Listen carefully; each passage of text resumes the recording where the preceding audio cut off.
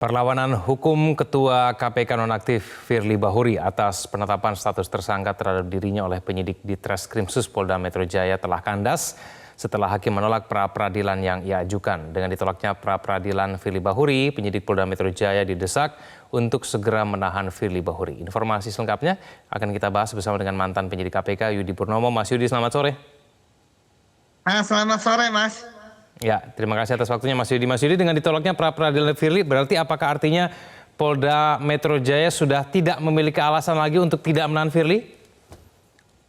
Ya, mau tidak mau, suka tidak suka ya, ketika Pak Firly sudah kalah di pra-peradilan ya, ditolak mentah-mentah oleh hakim tanpa ada satupun yang dikabulkan ya, artinya bahwa penyidik Polda Metro Jaya ya sudah dikatakan oleh hakim pasti sifat prosedurnya dan sebagainya itu profesional. Artinya ketika besok itu dipanggil, saya pikir sudah tinggal menunggu waktu ya untuk Pak Firly ditahan. Apalagi melihat situasi yang ada pada saat ini, bagaimana pada hari ini ketika Pak Firly ya diperiksa di sidang etik gitu ya, malah dia tidak hadir sehingga Dewas kemudian mengadakan sidang etik secara in absentia. Padahal tadi malam kita melihat sendiri bagaimana Pak Firly bersama dengan teman-temannya hadir di sebuah kafe ya untuk kemudian menggelar jumpa pers. Ini kan drama-drama lagi yang dimainkan. Oleh karena itulah maka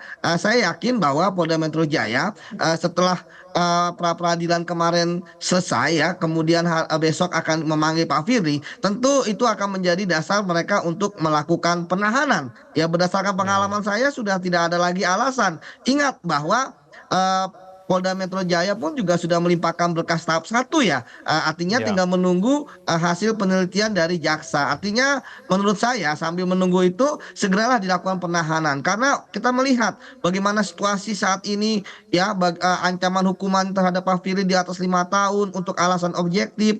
Kemudian yang menarik adalah bagaimana Pak Firly kemarin memberikan kejutan lagi ya di persidangan pra peradilan, ada dokumen-dokumen rahasia penyidikan KPK berhasil ya dibawa ke pengadilan. Padahal itu kan menurut saya tidak elok lah, tidak etis, tidak ada hubungan. Dan yang paling penting, kok bisa dia membawa dokumen tersebut ke peradilan, sidang pra peradilan tersebut ya. Padahal dia sudah nonaktif, dan sebenarnya yang paling penting adalah pimpinan KPK itu tidak memegang dokumen penyidikan seperti itu. Dari mana dia mendapatkan? Seperti itu, Mas. Mas Yudi, tapi menurut Anda kenapa sih Firly Bahuri sekarang begitu lebih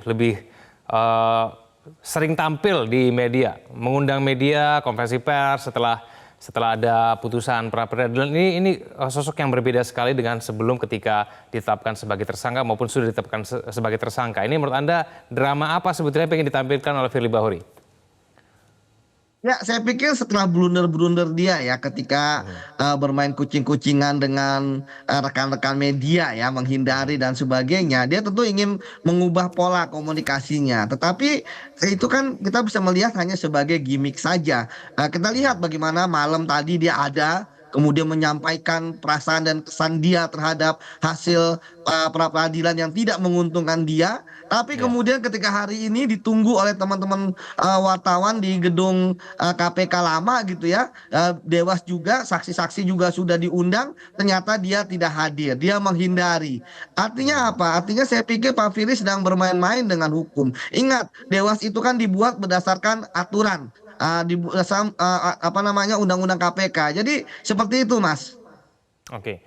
Kalau misalnya memang Firly Bahuri bisa mendirikan barang bukti KPK, dihadirkan di pra peradilan yang kemudian mungkin dinyatakan tidak nyambung begitu, tidak relevan begitu dengan kasus pra peradilannya, apakah mungkin Firly juga bisa menghilangkan barang bukti sehingga kemudian perlu ditahan begitu? Itu salah satu alasan subjektif dan kita melihat bagaimana kemarin bidang hukum Polda Metro Jaya sudah menyampaikan kok ada barang bukti itu di dalam barang bukti yang diajukan oleh pihak Pak Firly. Nah, harusnya penyidik mampu untuk menganalisis apa yang disampaikan oleh bidang hukum Polda Metro Jaya di pra peradilan, bahwa itu saja dia bisa mendapatkan. Kan saya paham bahwa dia ingin ada barang bukti tersebut ya untuk melakukan suatu satu rekayasa lah ya, bahwa penetapan tersangka dia ada kaitannya dengan kasus itu, padahal kan tidak ada sama sekali. Oleh karena itulah maka saya melihat ya panggilan besok itu sangat menentukan. Supaya apa? Supaya penyidik ya bisa menempatkan Pak Firly di ruang tahanan gitu ya. Kenapa? Karena bisa untuk dipantau. Kita lihat hari ini dia tidak datang ke sidang etik Dewas dan kita belum mendengar nih alasannya seperti apa. Kita takutkan ini kan bisa jadi gelagat untuk melarikan diri seperti itu. Jangan-jangan Ya. besok dia tidak hadir. Ya kan sampai saat ini juga belum ada konfirmasi untuk besok. Jadi kalau misalnya besok tidak hadir, saya berharap bahwa jangan ada lagi panggilan yang kedua, segera saja lakukan penangkapan gitu. Saat ini juga kita tidak mengetahui di mana sebenarnya posisi Pak Firly berada. Seperti itu, Mas. Ya, mengingat dorongan untuk penahanan Firly ini sudah disampaikan kepada Polda Metro Jaya dari berbagai pihak, Mas Yudi, apakah Anda sendiri optimis besok pasca diperiksa kalau datang akan langsung ditahan, Mas Yudi?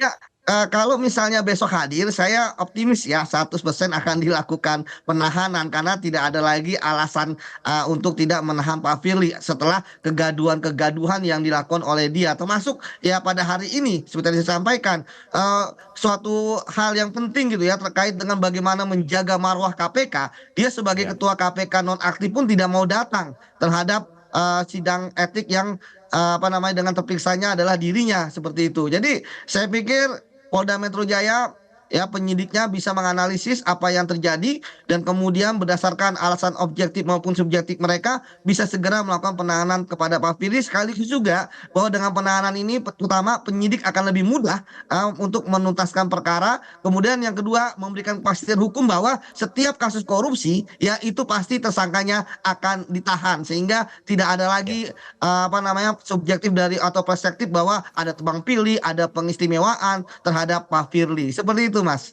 Oke, baik, kita tunggu nanti pemeriksaan Firly Bahuri besok. Terima kasih Mas Yudi telah bergabung sama kami di Metro hari ini. Selamat sore. Jelajahi cara baru mendapatkan informasi. Download Metro TV Extend sekarang.